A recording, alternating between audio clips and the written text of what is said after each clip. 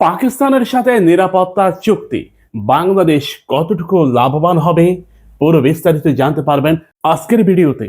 আগে বলে রাখি, চ্যানেলটিকে সাবস্ক্রাইব করে রাখুন, পাশে বেল বাটনে ক্লিক করে আমাদের সাথে যুক্ত হন।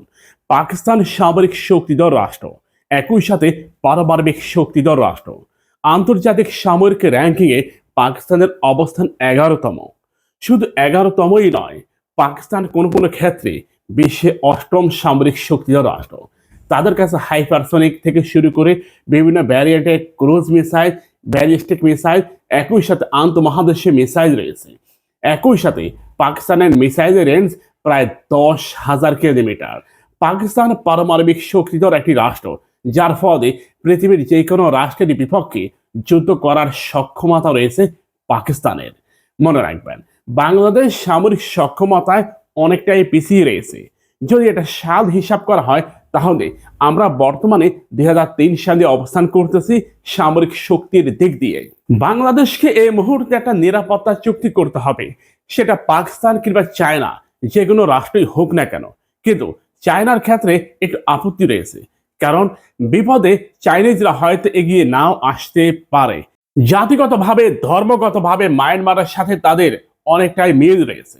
সে হিসাবে অনেক বিশ্লেষক এটা মনে করেন যে চাইনিজ অস্ত্র দ্বারা মায়ানমার ক্ষতবিক্ষত হবে, হয়তো এমনটা নাও হতে পারে। সে কারণেই পাকিস্তান 100% নিরাপদ। এখানে অনেকে বাধা প্রদান করতেছে, অনেকে এর তীব্র বিরোধিতা করতেছে। যারা বাধা প্রদান করতেছে কিংবা তীব্র বিরোধিতা করতেছে, এদের ক্যাটাগরি দুইটা। প্রথমত, এদের ধর্মগতভাবে এরা হিন্দু ধর্মের অনুসারী। দ্বিতীয়ত, এরা ভারত সমর্থিত। বিশ্লেষকরা এটা মনে করেন, আমরা এটা যদি ধরে নেই যে মুক্তিযুদ্ধের চেতনায় কিংবা চেতনিত হয়ে আমরা পাকিস্তান থেকে দূরে থাকি, তাহলে আমাদের জন্য একটা ভুল সিদ্ধান্ত হবে। কারণ এটা ভারতের একটা কৌশল। শিয়াল যেমন মুরগিকে খাঁচায় দেখতে চায় না, পছন্দ করে না, ঠিক তেমনি আমরা এটা মনে করি ভারতও এটা চায় বাংলাদেশ সামরিক কোনো শক্তিধর রাষ্ট্রের সাথে নিরাপত্তা চুক্তি করবে। এটা ভারত কখনোই চাইবে না, মেনে নেবে না। দেখেন, ভারত বর্তমানে একটা যুদ্ধের মাঠ তৈরি করতেছে আমাদের জন্য। সীমান্ত ইস্যুকে কেন্দ্র করে, সীমানাকে কেন্দ্র করে তারা একটা যুদ্ধের পরিস্থিতি তৈরি করতেছে। আজ হোক কাল হোক আমাদেরকে চূড়ান্ত একটা যুদ্ধ করতে হবে ভারতের বিপক্ষে। কারণ 78,000 একর জমি ভারত দখলে রেখেছে। মিডিয়া এই কথাটাকে রীতিমতো চেপে যাচ্ছে। ডক্টর মোহাম্মদ ইউনূস দায়িত্ব গ্রহণ করার পর তিনি 5 কিলোমিটার ভূমি উদ্ধার করেছেন। দেখেন, 5 কিলোমিটার ভূমি ভারত থেকে উদ্ধার করেছেন। আপনি ইউটিউবে সার্চ করেন, গুগলে সার্চ করেন, কোথায় করবেন করেন, 5 কিলোমিটার ভূমি উদ্ধার এই কথাটা লিখে সার্চ করবেন। বোয়ালখালী নদীর পুরো 5 কিলোমিটার ভূমি উদ্ধার করেছে। এমনই আর অনেক সীমানা এখনো ভারতের কাছে রয়েছে, ভারত যেগুলো গত প্রায় 24 বছর ধরে দখলে রেখেছিল। কোনো কোনো ক্ষেত্রে বলা হচ্ছে ভারত 1996 পর থেকে এই বিপুল পরিমাণ সীমানা দখলে রেখেছে। সে কারণে আপনি যদি আপনার হারানো ভূমি উদ্ধার করতে চান, অথবা আপনি যদি এটা মনে করেন আমি আর কোনো ভূমি দখল হতে দেব না, তাহলে আপনাকে সামরিক সক্ষমতা অর্জন করতে হবে। কিন্তু তার জন্য আপনাকে মিনিমাম 5 থেকে 10 বছর সময় লাগবে, বিপুল পরিমাণ অর্থের প্রয়োজন পড়বে। এই কারণে শর্টকাট রাস্তা একটাই, আপনি সামরিক শক্তিতে অনেক দূর যাবেন, 10 বছর, 5 বছর, কিন্তু এক মাঝখানে ভারত কি থেমে থাকবে না, তাদেরও সামরিক সক্ষমতা বাড়তে থাকবে। বর্তমানে তারা 4 নম্বরে অবস্থান করতেছে।